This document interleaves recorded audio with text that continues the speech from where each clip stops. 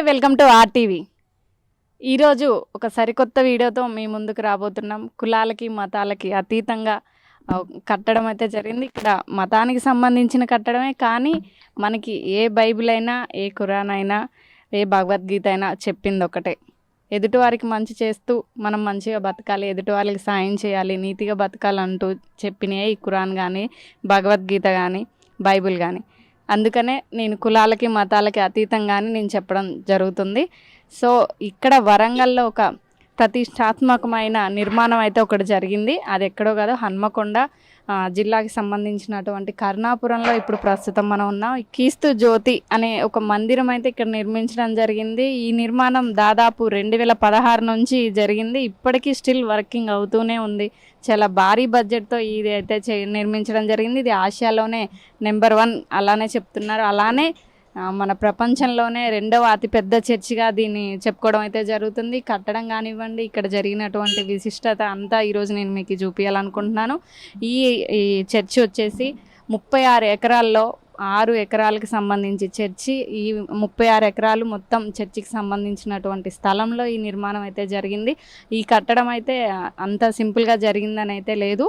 ఇక్కడ ఉన్నటువంటి స్థానికులు కానుంచి ప్రతి ఒక్కరు వాలంటీర్గా వచ్చి ఇక్కడ వర్క్ చేసి, వాళ్ళు డబ్బులు ఇవ్వలేని వాళ్ళు కూడా దేవుడికి సంబంధించి మేము సేవ చేయాలని ఇక్కడ ఈ కన్స్ట్రక్షన్లో పాల్గొనడం అయితే జరిగింది. అలానే ఇక్కడికి విదేశాల నుంచి కూడా అందరూ వస్తూ వెళ్తూ ఉంటారు. తెలంగాణలోనే మనకి వరంగల్లో ఒక ప్రత్యేక విజిటింగ్ ఏరియాస్ ఎలా ఉంటాయో అలానే ఇప్పుడు దీన్ని కూడా ఒక ప్రత్యేక స్థలంగా ఇక్కడ చూడడం అయితే జరుగుతుంది.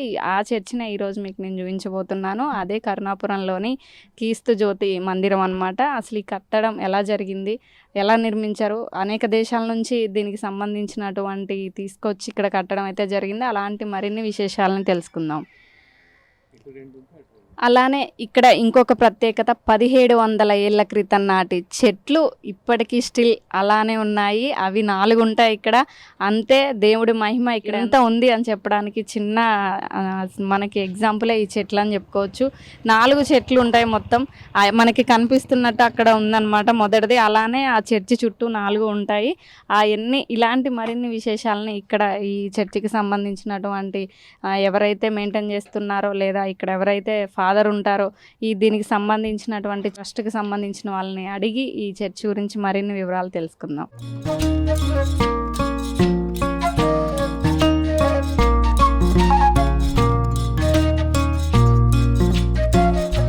నేను ఏదైతే 4 చెట్లు ఉన్నాయి, 1700 ఏళ్ల క్రితం నాటి చెట్లు, మహిమ కలిగి ఉన్నటువంటి చెట్టు పేరు వచ్చేసి ఒలివా ఆల్వుడ్ ట్రీ అని కూడా అంటారనమాట. ఇలాంటివి కాకుండా లోపల చాలా విశేషాలు ఉన్నాయి. అవి ఇక్కడ నేను చెప్పాను ఆ చెట్లు ఇవి అనమాట. ఇవి మన చర్చి చుట్టుపక్కల 4 ఉంటాయి మొత్తం. ఈ చెట్లు వచ్చేసి విశిష్టత ఏంటంటే ఇవి ఓన్లీ ఇజ్రాయెల్ దేశంలోనే ఉంటాయి. మన భారతదేశంలో నాకు తెలిసి ఇక్కడ మొదటిసారి ఉన్నాయి. అది ఎక్కడ కనిపించో మనకి, అదే ఈ చెట్టు అనమాట. ఇలాంటివి ఇక్కడ 4 ఉన్నాయి. ఇలాంటి మరిన్ని విశేషాలు, గొప్ప విశేషాలు ఈ చర్చిలో చాలా ఉన్నాయి. నేను మీకు ఈరోజు చూపించబోతున్నాను.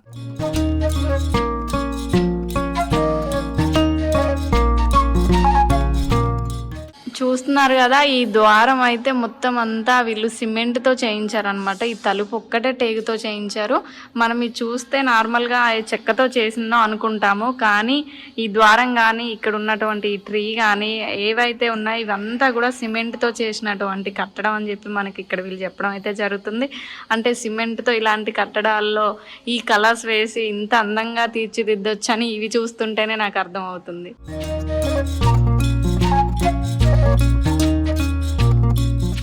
ఈ చర్చిలో ఒక్కొక్క దానికి, ఒక్కొక్క కట్టడానికి ఒక ప్రత్యేకత ఉంది. ఎందుకంటే ఇతర రాష్ట్రాల నుంచి, ఇతర దేశాల నుంచి అన్నీ తీసుకొచ్చి వీళ్ళు కట్టడం అయితే జరిగింది. 1700 కోట్లకు పైగా వీళ్ళు ఖర్చు పెట్టి ఈ చర్చిని అయితే నిర్మించడం జరిగింది.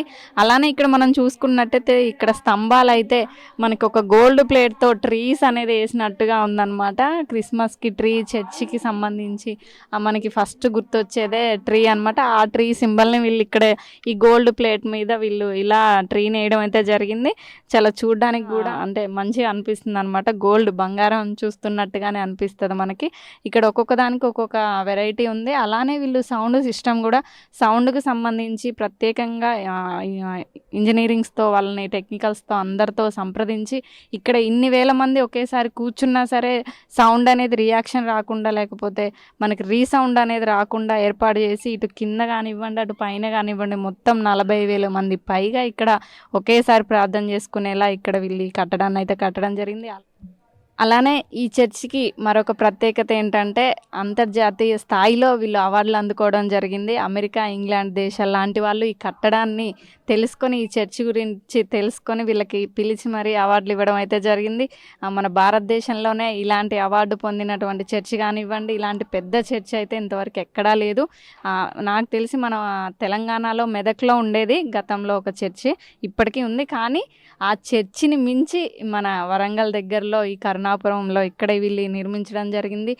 వీళ్ళు చెప్తున్న మాటలైతే మేము చేసింది కాదు, ఆ దేవుడే మాకు ఇక్కడ ఈ కృపని కలిగించి ఈ చర్చ్ అనేది నిర్మించడానికి సాయం చేశాడు. ఇక్కడ ఉన్నటువంటి ప్రజలు కూడా స్వచ్ఛందంగా వచ్చి ఇక్కడ ఈ కట్టడంలో వాళ్ళు వాలంటీర్లుగా వర్క్ చేయడం జరిగింది. ఇప్పటికీ స్టిల్ వర్కింగ్ జరుగుతూనే ఉంది. ఇది నిరంతర ప్రక్రియలాగా వీళ్ళు కట్టడాన్ని అయితే కడుతున్నారు. వీళ్ళు ఈ చర్చ్ అనేది కులాలకి మతాలకి అతీతంగా ఒక హిస్టారికల్ ప్లేస్ లాగా కూడా చెప్పుకునేలాగా ఈ చర్చిని వీళ్ళు తీర్చిదిద్దడం అయితే జరుగుతుంది. ఒక్కసారి కులాలకి మతాలకి అతీతంగా అందరూ వచ్చి తప్పకుండా చూడదగ్గ స్థలంగా మనం ఈ చర్చిని చెప్పుకోవచ్చు.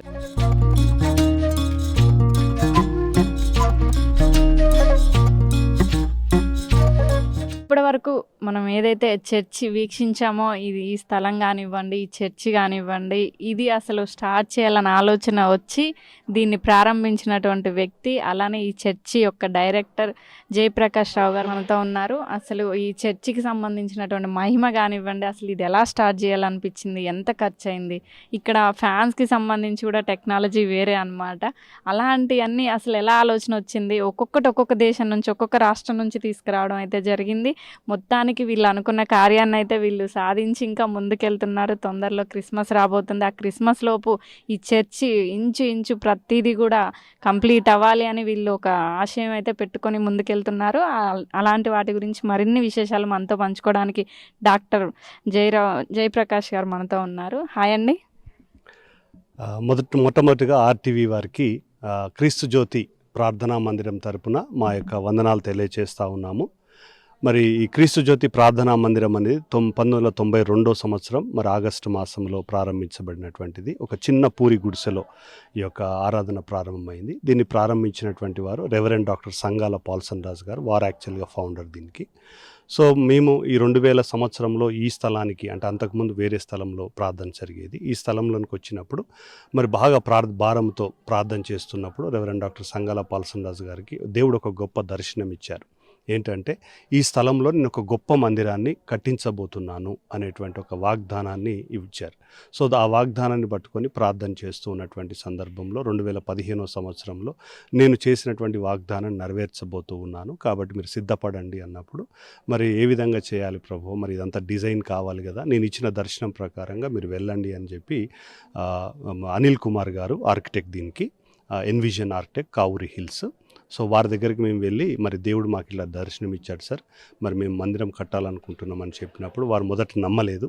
ఎందుకంటే చెప్పినటువంటి దర్శనాన్ని బట్టి అది చాలా ఖర్చుతో కూడినటువంటిది కాబట్టి ఇది మీరు చేయలేరు అనేటువంటి మాట వాళ్ళు పలికారు. సరే మేము చేయలేం సార్, కానీ దేవుడు చేస్తాడు అని చెప్పి వారికి చెప్పినప్పుడు వారు ఆశ్చర్యపోయారు. అంటే మా యొక్క విశ్వాసాన్ని వారు చూసి అప్పుడు మేము దర్శనం ఏంటంటే అవన్నీ చెప్పాము. ఇట్లా మధ్యలో డూమ్ రావాలి, చుట్టూ ప్రజలు కూర్చోవాలి, బయట కారిడార్ ఉండాలి, ముందు ఎంట్రన్స్లు ఇట్లా ఈ విధంగా ఉండాలి అని చెప్పినప్పుడు వారు దాని ప్రకారం ఒక స్కెచ్ చేశారు. దానికి ఆ స్కెచ్ను మరి ఇంకా మార్పులు చేర్పులు చేసి మేము జూన్ మాసం 11వ తారీఖు నాడు 2016 సంవత్సరం దీనికి పునాది వేయడం జరిగింది. అంటే దీన్ని కట్టడం ఆరంభించినప్పుడు అంటే చర్చ్ ఇంత అందంగా ఇంత మహిమకరంగా వస్తుందన్నటువంటి ఆలోచన కానీ ఊహ కానీ మేము అనుకోలేదు. అంటే తెలంగాణలోనే కాదు, ఆసియాలోనే అసలు ఇంత పెద్ద చర్చి ఎక్కడా లేదనేది ఒక వినికిడి. అలానే నెంబర్ 1 చర్చిగా చెప్పుకుంటున్నారు ఇప్పుడు. అయితే మేము దీన్ని పునాది వేసినప్పుడు ఏషియాలో కానీ ప్రపంచంలో కానీ పెద్దది కట్టాలన్న ఆలోచనతో కట్టలేదు. ఒక మంచి మందిరం కట్టాలి ప్రార్థన చేసుకోవడానికి అన్న ఆలోచనతోటి దాన్ని ఆరంభించాం. కానీ దేవుడు ఈరోజు ఈ స్థాయికి దీన్ని తీసుకొని వచ్చాడు.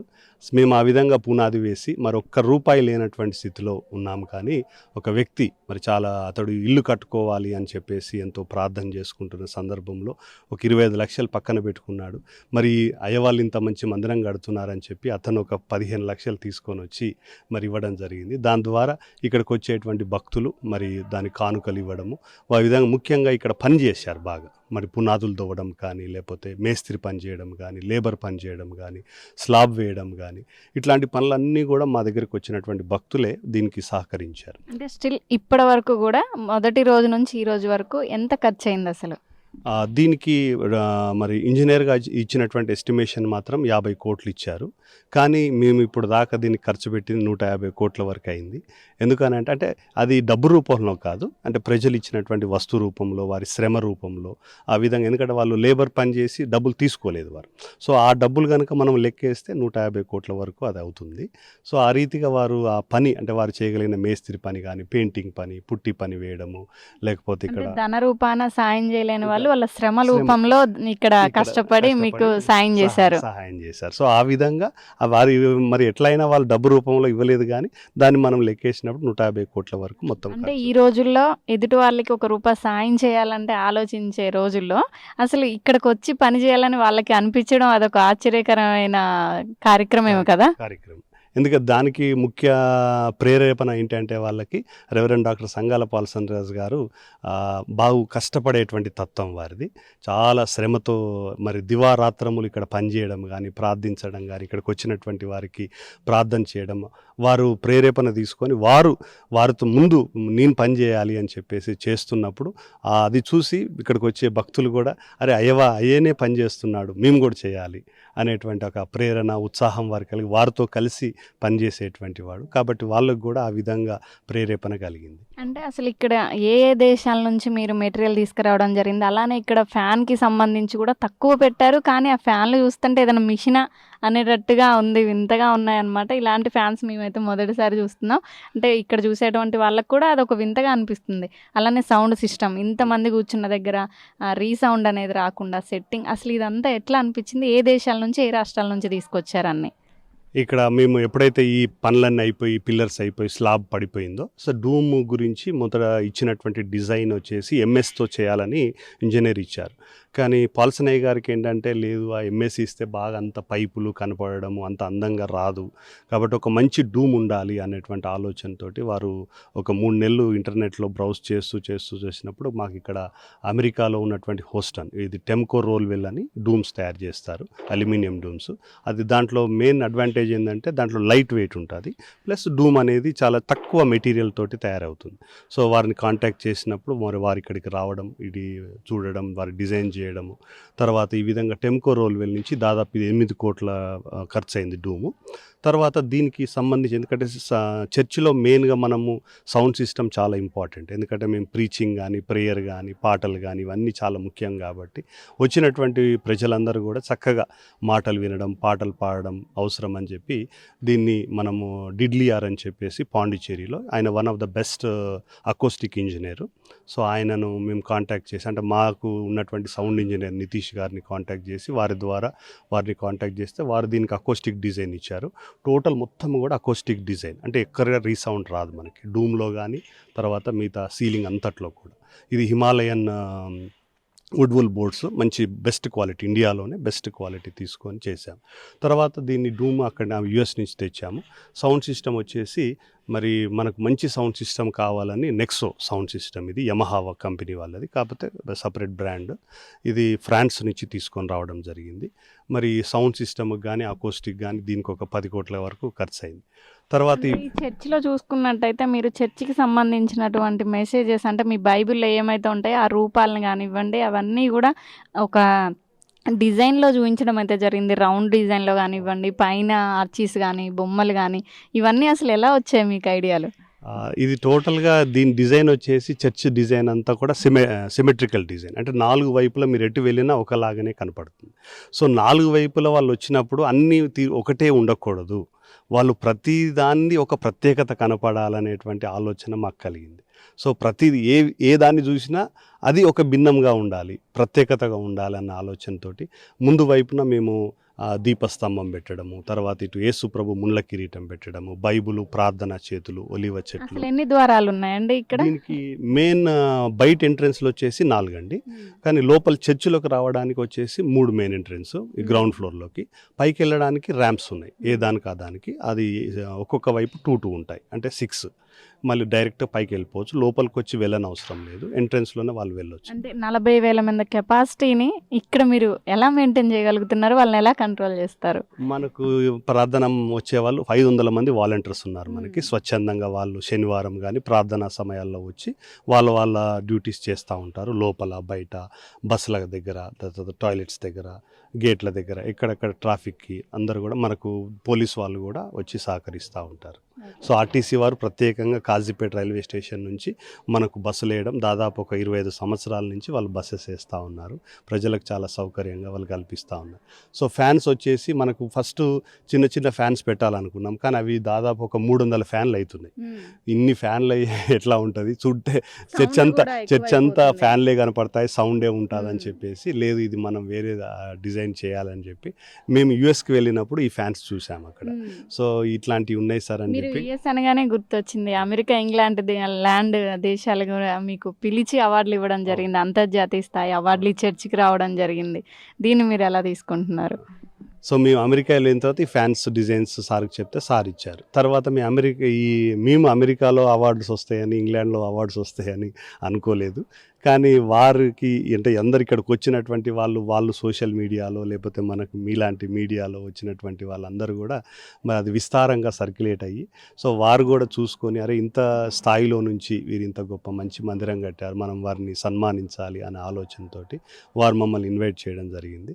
సో అక్కడికి వెళ్ళిన తర్వాత మరి అక్కడ అవార్డు ఇవ్వడం జరిగింది, డానీ డేవిస్ ఆస్కార్ అవార్డు అని. సో ఆ అవార్డుకు వచ్చినటువంటి కొంతమంది ఎంపీస్, అక్కడ అమెరికన్ ఎంపీస్ చూసేసి మా సాక్ష్యాన్ని విని అరే ఇంత స్థాయిలో నుండి ఇంత వచ్చినటువంటి వారు ఇక్కడికి వచ్చారు కాబట్టి మనం కూడా గౌరవించాలని వారు పార్లమెంటుకు ఇవి ఆహ్వానించి సెనేట్కు అక్కడ కాంగ్రిగేషన్ ఇవ్వడం జరిగింది. సో ఇవన్నీ మరి ఎప్పుడైతే సర్క్యులేట్ అవుతున్నాయో లండన్లో ఉన్నటువంటి వారు కూడా మమ్మల్ని వరల్డ్ బుక్ ఆఫ్ రికార్డ్స్లో వారు మనకు అవార్డు ఇవ్వడం జరిగింది, ఇది పార్లమెంట్ హౌస్లో. ఇలాంటివన్నీ ఇంక ముందు మహిమలు కూడా ఇంకెన్నో జరగాలి. అలానే ఆర్టీవీ తరపున ప్రేక్షకులకు కానివ్వండి, మీ భక్తులకి, మీరు చర్చికి వచ్చే వాళ్ళకి ఏం మెసేజ్ ఇద్దాం అనుకుంటున్నారు? ఆర్టీవీ వారికి మరి వందనాలు తెలియజేస్తున్నాను, మా దగ్గరికి వచ్చి మరి ఈ వివరాలన్నీ తెలుసుకొని మరి మీ ప్రేక్షకులకు అందిస్తున్నందుకు. మరి కాబట్టి ఒక చర్చు ఒక మతము, ఒక కులంతో సంబంధం లేదు, ఇది మనందరిది. ఇక్కడ ఇది మన ప్రజలు కట్టుకున్నటువంటి మందిరం, ఎవరో విదేశీ నుంచి సహాయం చేసినటువంటిది కాదు. కాబట్టి మనం కట్టుకున్నటువంటి మందిరానికి ఇది అందరికీ ఆహ్వానం. ప్రతి ఒక్కరు కూడా ఇక్కడికి వచ్చి వారికి ఉన్నటువంటి అవసరతలు, వారికి ఉన్న ప్రార్థన మనవులు ఇక్కడ చేసుకోవచ్చు. ఎనీ టైం వాళ్ళు వెల్కమ్ చేస్తున్నాం, వారి కొరకు మేము అందుబాటులో ఉంటాం, వారి కొరకు ప్రత్యేకంగా ప్రార్థన చేయడానికి కూడా మేము ఉన్నాం.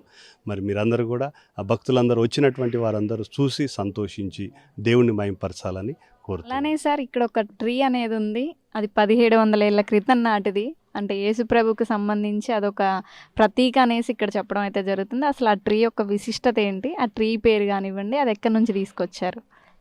ఒలివ చెట్టు అనేది బైబిల్లో చాలా విశిష్టమైనటువంటిది, ఎందుకంటే ఒలివ నూనెను చాలా ప్రత్యేకమైనటువంటి ఆరాధనలో, అభిషేకాలకు వీటికి వాడుతూ ఉంటారు. కాబట్టి ఇక్కడ మందిరంలో ఒక మంచి ఒలివ చెట్టు ఉండాలని చెప్పేసి మేము యొక్క చెట్టును 2014 సంవత్సరంలోనే తీసుకోవడం జరిగింది. మరి మన ఇజ్రాయెల్ దేశం నుంచి దాన్ని తెప్పించారు.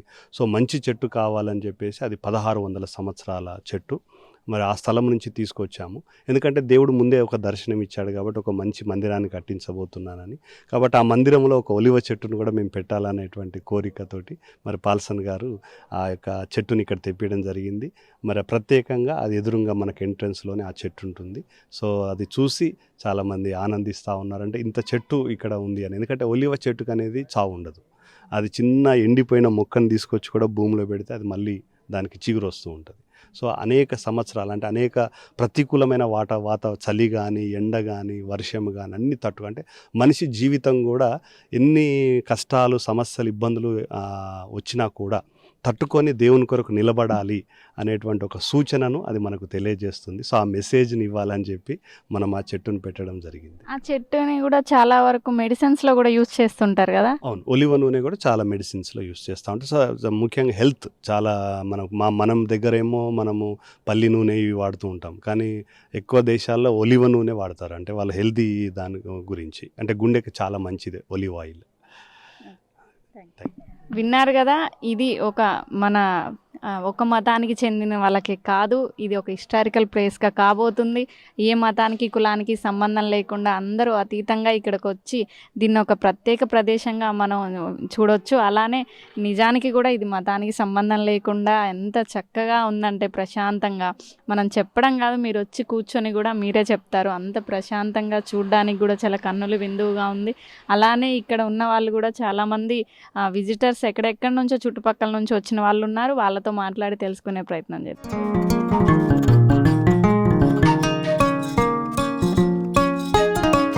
ఈ చర్చిని చూడడానికి దేశ నలుమూల నుంచే కాదు, ప్రపంచ నలుమూలల నుంచి కూడా ఇక్కడికి చాలామంది వీక్షకులు వస్తుంటారు, పర్యాటకులు వస్తూనే ఉన్నారు. అలానే ఇక్కడికి కొంతమంది ఇక్కడ విజిటర్స్ అయితే ఉన్నారు. అసలు వీళ్ళని అడిగి తెలుసుకుందాం. నమస్తే అమ్మ, ఎక్కడి నుంచి వచ్చారు? నేను ఏలూరు నుంచి వచ్చానండి, west Godavari, Eluru. Praise the lord అందరికీ. ఈ యొక్క ఆలయాన్ని దేవుని యొక్క జ్ఞానంతో, మనకి మనుషులకి ఇచ్చిన జ్ఞానంతో ఇంత చక్కని మందిరాన్ని కట్టారు. మన హృదయం అనే దేవాలయంలో ఆయన ప్రతిష్ఠించుకుని ఈ ఆలయానికి వచ్చి అందరూ, మేమైతే ఇలాగే విని చూసి ఛానల్స్ ద్వారా మేము వచ్చాము. ఇలాంటి ఇంత పెద్ద చర్చి 40,000 మంది కూర్చునే చర్చిని చూసారా? ఎక్కడా చూడలేదు, నేనైతే చూడలేదు, ఎవరూ చూడలేదు, అందరూ చెప్పుకునేదే. చాలా బాగుంది, అసలు వస్తే చాలా ప్లెజెంట్గా, నిజంగా దేవుని సన్నిధిలో ఒక అనుభవం చాలా బాగుంది. అదొక లోకంలో ఉన్నట్టుగా చాలా, అసలు ప్రాంగణం బయట నుంచే చాలా బాగుంది. అసలు లోపలైతే ఇంక అసలు చెప్పలేము. అది ఒకరినొకరు చూసుకుని ఇంత చక్కని ఆలయాన్ని దేవుడు ఇంత జ్ఞానం మనుషులకి ఇచ్చినందుకు దేవునికి కృతజ్ఞతలు చెల్లించుకుంటూ అనేక మంది వచ్చి ఇక్కడ చూసి వీక్షించి దేవుని మహిమపరచాలని కోరుకుంటూ ఈ టీవీ వరకు వందనాలు చెప్పుకుంటున్నాను. Okay, thank you. హాయ్ అండి.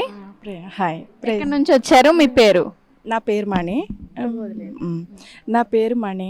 మేము హైదరాబాద్, సంగారెడ్డి, మెదక్ డిస్టిక్ అక్కడి నుంచి వచ్చాము. మెదక్లో కూడా పెద్ద చర్చి ఉంటుంది కదా, చాలా పాపులర్ ఆ చర్చ్ అనేది కూడా. అవునండి, మేము కూడా వెళ్ళాము, అది కూడా చూసి వచ్చాము. కానీ ఇది యూట్యూబ్లో చూసాం మేము, కరుణాపురం అని చర్చ్ ఉందంట. ఇప్పుడు మీరు మెదక్లో కూడా చూసారు కదా, మెదక్లో చర్చ్ కంటే ఇది పెద్ద చర్చ్ అని చెప్పుకోవచ్చా? దానికి దీనికి అసలు చాలా సంబంధమే లేదు అసలు. అది ఒకటే పెద్ద కట్టడ, కానీ ఇది చుట్టూ చాలా బాగా అనిపించింది. అందుకని మేము ఉదయం 4 గంటలకే నింగంపల్లిలో ట్రైన్ ఎక్కి ఇక్కడ దిగి మేము ఆటో కట్టించుకుని వచ్చినాం అనమాట. హాయ్, ఎలా ఉంది చర్చ్? బాగుంది. చూసావా ఇంత ముందు ఎక్కడన్నా ఇలాంటి చర్చ్? చూడలేదు. నీ పేరు? సంసిత. ఓకే, అందరితో కలిసి వచ్చేసావా మీ ఫ్యామిలీతో? స్కూల్ మానేసి మరి చర్చి దేవుని చూడడానికి వచ్చేసావా? ఎలా అనిపిస్తుంది మరి? బాగుంది. ఓకే, నమస్తే అమ్మా. ఎక్కడి నుంచి వచ్చారు? మీ పేరు? నా పేరు అరుణ్ అండి, బిహెచ్ఎల్ నుంచే వచ్చాము. ఇక్కడ అంటే ఈ చర్చి అంటే ఎక్కడ మేము చూడలేదు. అంత గొప్ప జ్ఞానం ఆనాడు సలోమానికి ఇచ్చాడు, ఇదేను నీ దాసుడికి ఇచ్చాడు. అది చూడాలని ఆశతో వచ్చేసాము. అంటే మీ జీవితంలో చాలా చర్చిలు చూసుంటారు కదా? చూసామండి, చాలా చూసాము. ఈ మధ్యనే అక్కడ చెన్నై గోడలు అన్నీ చూసాము, కానీ ఇంతది ఎక్కడ చూడలేదు. ఇది అద్భుతం. నాగపట్నం కూడా వెళ్ళాము, ఇది అద్భుతం. ఇంకా ఇది చూడాలని దేవుడిని అడిగాం, తీసుకొచ్చేసాడు. వింటున్నారు కదా, చెన్నై కాదు ఇంకెక్కడికి వెళ్ళినా సరే భారతదేశంలో ఇలాంటి ఇంత పెద్ద చర్చ్ ఎక్కడా లేదు. ఇది చూస్తూ చాలామంది మైమర్చిపోతూ వాళ్ళ కళ్ళెమ్మట నీళ్ళు కూడా పెట్టుకుంటున్నారు దేవుడి సన్నిధికి వచ్చి.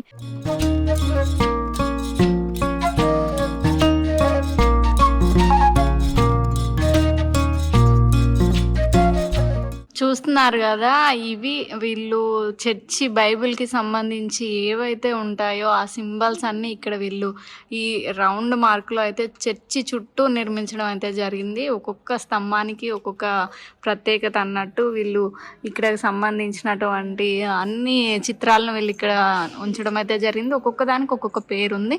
ఇది మనం చూస్తున్నది అయితే ఆరోహణమైన కొండ అంట. సో అట్లా సంబంధించినటువంటి దానికి పేరు రాసి పెట్టి మరి ఇక్కడ వీళ్ళు ఈ చిత్రాన్ని ఇక్కడ ఈ రౌండ్ టేబుల్ లాగా ఉంచేసి వీళ్ళు దీంట్లో చిత్రాలను ఉంచడం అయితే జరిగింది.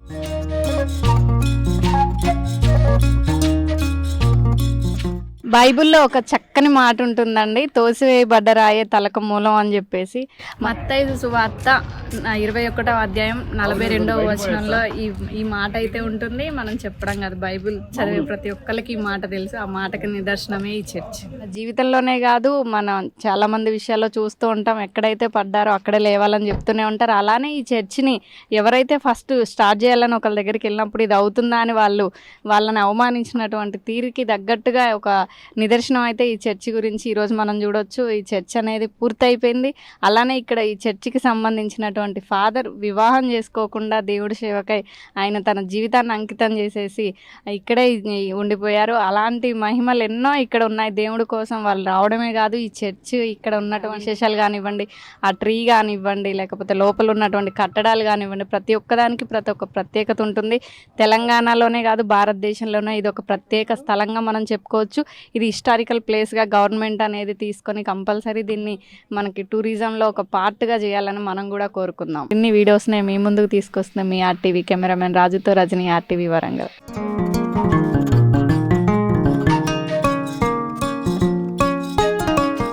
మరిన్ని వీడియోస్ కోసం ఛానల్ ని సబ్స్క్రైబ్ చేయండి. లేటెస్ట్ అప్డేట్స్ కోసం వాట్సాప్ ఛానల్ ని ఫాలో చేయండి. అండ్ లింక్ డిస్క్రిప్షన్ లో ఉంది.